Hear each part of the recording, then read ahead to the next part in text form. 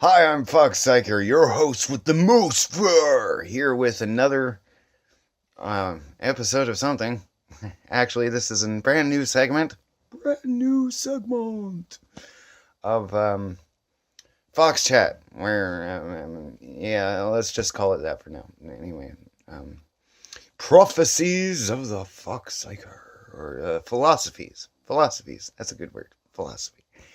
So, anyways, uh, I look out into today's world and I generally see a lot of things, and I've researched a lot of things. Lately, it's been a lot about researching and looking into Buddha and how he achieved personal enlightenment and his journey. And I've, you know, even through, I've read the Bible, and I've read a good part of the Quran myself, actually, as well. Um, Theology is probably one of my most profoundly exciting interests of mine. Um, Mainly because the concept and the quest of finding oneself and one's beliefs and faith are actually really important to me. And one generally has to usually have all the information to make a basis judgment about stuff. So, anyways, I'm not going to talk about religion and stuff today. It's probably not the best starting topic. But I will want to say that there's three kinds of love out there, and they're not very well stressed today. And I want to make sure that you realize what's happening in the world today and how you should approach things differently in life, and especially the greatest emotion in the world, the greatest feeling and energy this planet has is the compassion and love. Okay. Now, there's one, the love you have for the true love. Now, there's one person probably out there that is the most fundamentally secure and loving relationship that you are waiting for that many people seem to give up on. Okay, this is the stuff that I learned about way back in childhood. Okay, with not just with the chick flicks and stuff, but there's the Princess Bride, for instance. That was a showing of free love, or true love. I mean, not free love, but and there should be no guilt with love, with the true love. Okay, and let me just get down to some of the specifics about that. Okay, there's true love knows no distance. Won't matter if you're 3 feet away from them or 3,000 miles away from them. The love should be still as strong as you are together as you are apart. Now, some people, like I recently had situations with where um, it was more like a magnetic force that pulled me and this person together. And when you're apart, just seemed like, the loss of energy happens and doubt and stuff. And I just wanted to make sure that I know that what I was experiencing obviously wasn't true love, because if it had, there would be no distance that would actually stop it or prevent it, especially when, people are trying to make efforts to go see the other. Anyways, moving on from that, there's, love knows no obstacle.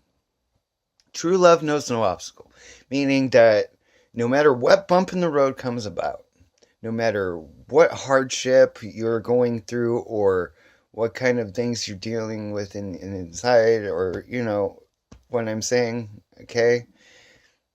Um, you shouldn't ever have to feel like you have to keep that in or deal with it yourself when you have a true love with you. It's the share of the good times, it's the share of the bad times, it's the sharing and the compassion for one another and the striving to achieve um, just a wonderful life together. And that's really what it's all about. Um,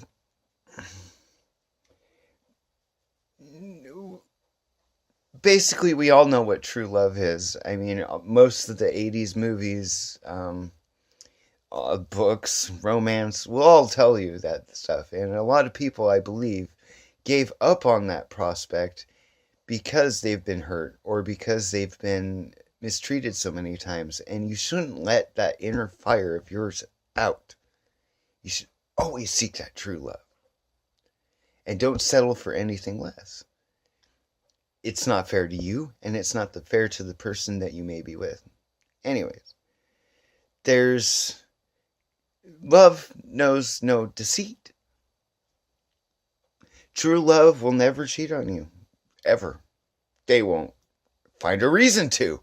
You're with the best person already. So why would you ever, go out and seek anything else?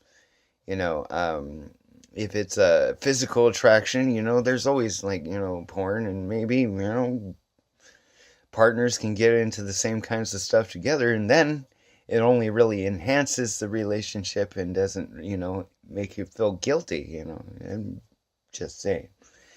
There is physical attraction and lust out there, but, when you're with your true love, none of that matters.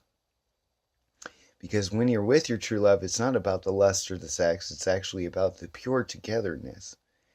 It could also be about the sex too, but that's just part of the package.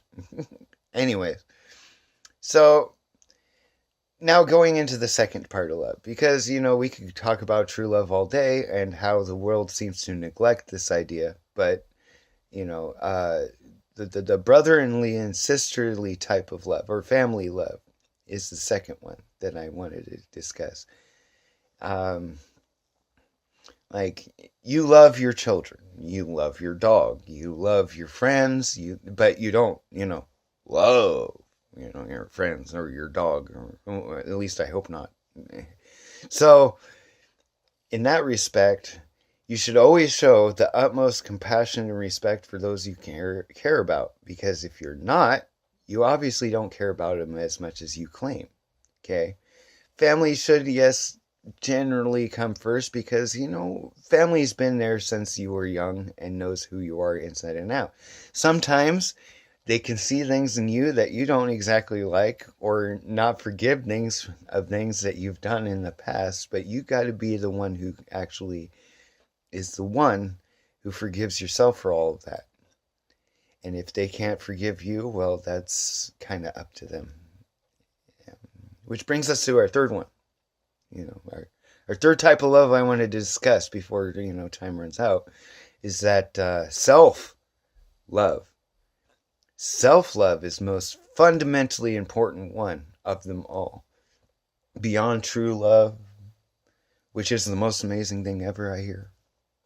I'm still kind of on that quest, but, we'll see what happens. And, but self-love. I am aware that I am a bearded, hippie-looking dude. My hair is generally a mess. I'm always wearing Led Zeppelin shirts or Marvel shirts or something dorky. I've got comics all over my room. It's probably easy to find something you don't like about me, which is fine. That's up to you. But the point is that I like me. I actually think I'm pretty badass. I actually like myself. I find myself pretty comedic. I find myself pretty outgoing and upfront. I'm honest without a fault. Or at least I try to be, even if it sucks, because, at the end of the day, honesty is just another one of those things like love that are just lacking from this world, yo. And if you can't love yourself, how can you say that you can love anyone else? Or that anybody else could love you as much as you deserve, because you don't even know what you deserve if you don't love yourself. And you got to look back at your past a little bit and examine and say, yep, that was me. I messed up. But, it's lessons to learn from. I've probably made the most mistakes anybody could ever make in life. And I won't say that I haven't suffered for it, but part of my suffering was via my choices. And now that my life is actually secure and heading towards the direction I'd like it to, things kind of change. All of a sudden, I'm not like seeing life as like, something in my head like, oh my God, it's going to end the world any second. Trump! Trump! He's going to do something stupid to get us all blown up. And, we can't really think about all the negative and the future possibilities because the future isn't there yet, and we can only affect the now, and we will affect the now. It starts with us. The second that you start showing compassion to everybody, the better you will feel. It's true.